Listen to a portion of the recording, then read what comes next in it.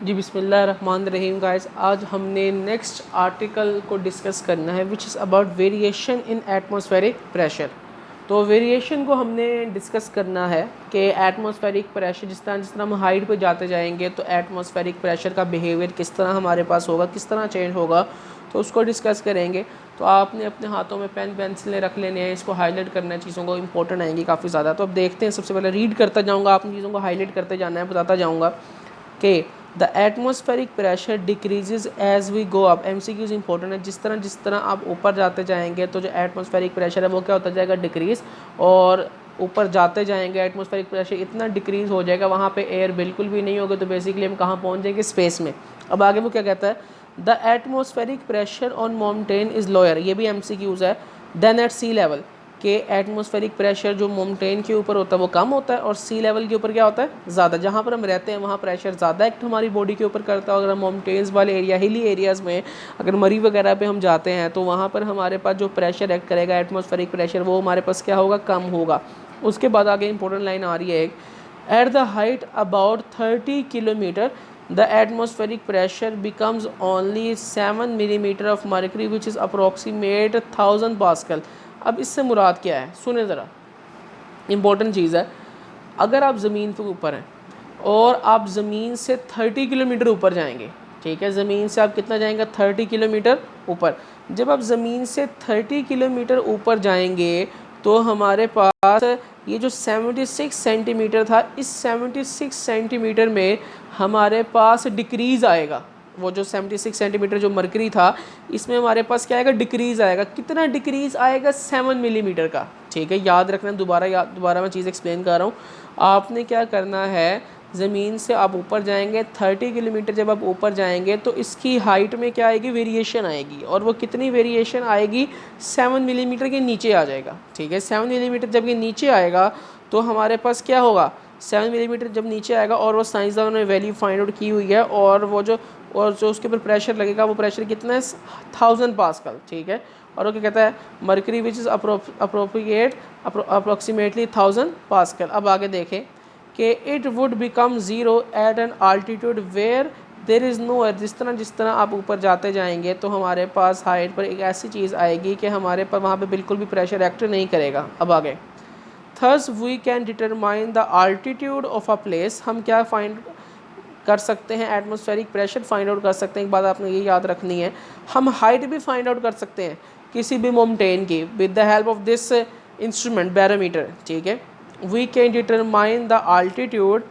Eight of a place by knowing the atmospheric pressure at that place. वो ये कह रहा है कि अगर हम लोग किसी मरी वगैरह, किसी हिली एरियाज़ पे जाते हैं और किसी माउंटेन पे जाते हैं, और अगर हमने उस माउंटेन की हाइट को फाइंड आउट करना हो, अगर हम उस माउंटेन का ऊपर से अगर हम क्या फाइंड आउट कर लें, सिर्फ एटमॉस्फेरिक प्रेशर फाइंड आउट कर लेंगे, तो हम उसका क्या फाइंड आउट कर सकते हैं, हम उस माउंटेन की हाइट फाइंड आउट कर सकते हैं। ठीक है, अच्छा, अब आपने नेक्स्ट टर्म की तरफ मूव करना है, जो कि हमारे पास क्या है, atmospheric pressure may also indicate a change in the weather. पहला तो एटमॉस्फेरिक प्रेशर की एप्लीकेशन क्या थी कि वो आपको किसके बारे में बताएगा, हाइट के बारे में और माउंटेन की हाइट के बारे में, और दूसरा आपको किसके बारे में बताएगा, वेदर फोरकास्टिंग के बारे में। उसके बाद ऑन द हॉट डे, अगर बहुत ज़्यादा गर्मी है, जिसके बाद क्या होगा, air above the earth become hot and expand. ठीक है, याद रखना, जब गर्मी बहुत ज़्यादा होती है तो वो जो सूरज की रोशनी होती है वो एयर के ऊपर पड़ती है, और हमारे पास वो जो एयर है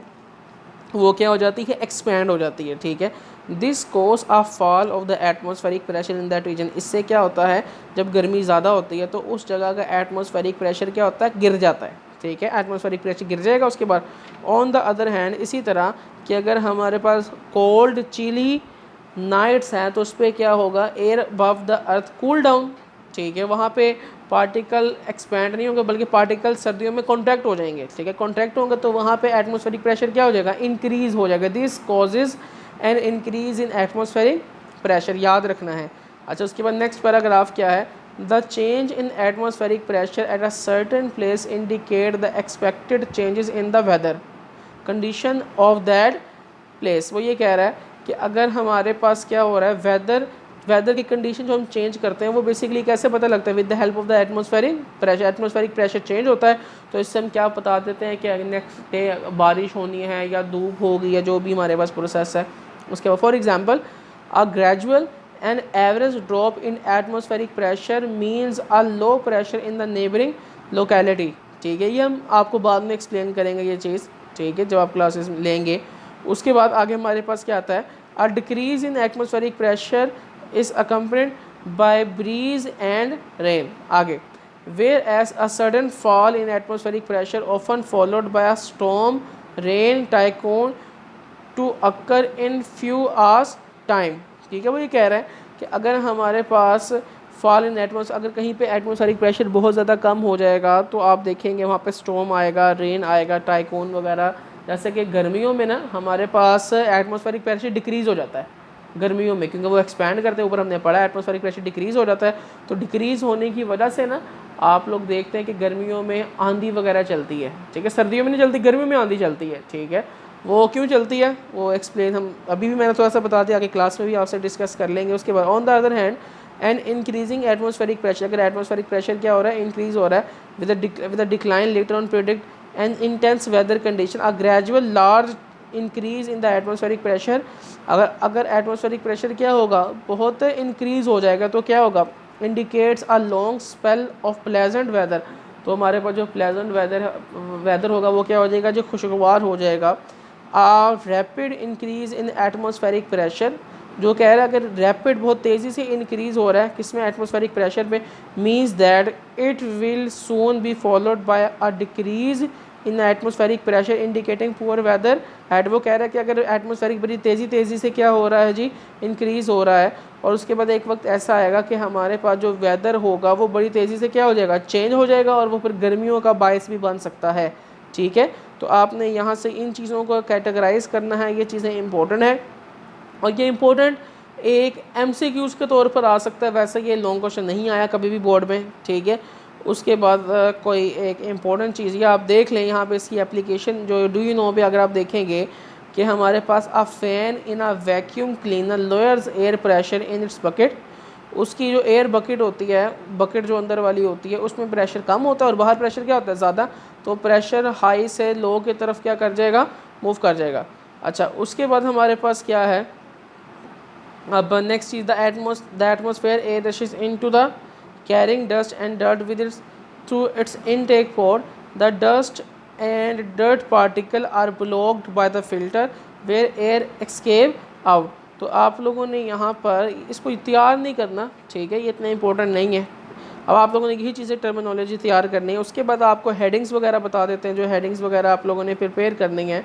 तो हेडिंग्स वगैरह उसमें आपने बुक के ऊपर मार्क कर लेनी है। तो बुक के ऊपर जो आप हेडिंग मार्क करेंगे तो सबसे पहली हेडिंग हमारे पास जो आएगी, एक तो पहले सिंपल आंसर में आप लिखेंगे और वो कहाँ तक है, प्रेशर एट दैट प्लेस। ठीक है, उसके बाद जो नेक्स्ट हेडिंग होगी आपने बुक पे देख लेनी है, वो हमारे पास क्या है, effect of weather on atmospheric pressure. ठीक है, और उसके बाद हेडिंग हमारे पास है expected weather change due to variant of atmospheric pressure.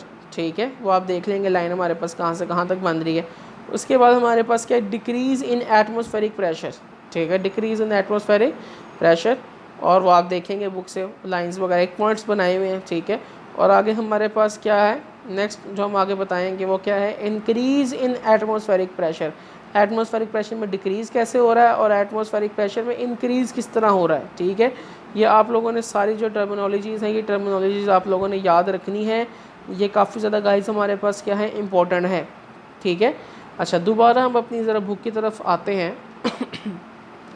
तो यहाँ पर ये वैसे जो एक क्वेश्चन है, वेरिएशन एटमॉस्फेरिक प्रेशर, ये ऐसा MCQs के लिए आता है, वैसे तो MCQs के लिए भी नहीं आता, ये एक अनइम्पोर्टेंट क्वेश्चन है, इतना कभी बोर्ड में आया नहीं है। ठीक है, तो आप लोगों ने इसको अच्छे तरीके से गाइस फिर भी क्या कर लेना, प्रिपेयर करना है। ठीक है, तो बाकी इंशाल्लाह आपसे अगले लेक्चर में मुलाकात होती है।